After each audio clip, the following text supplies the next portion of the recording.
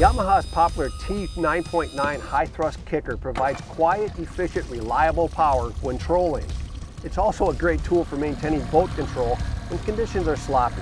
The T9.9, like all high-thrust Yamaha engines, features a larger, lower unit, higher gear ratio, and specially designed prop to deliver massive thrust at slow speeds. And get this, it weighs only 102 pounds. When conditions allow, I troll from the console, using the steering wheel to control direction and the throttle to control speed. When high winds make boat control difficult, I use the kicker in conjunction with my bow mount trolling motor.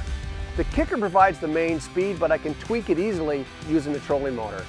Hey, because the trolling motor is pulling the boat, not pushing it like a kicker motor, it allows me to really stay right on the edges of those contours. The remote allows you to control both speed and direction from anywhere in the boat. That allows you to stay in the cockpit, fight fish, and change gears. Yes! Yeah, baby! Boom! Steve-O.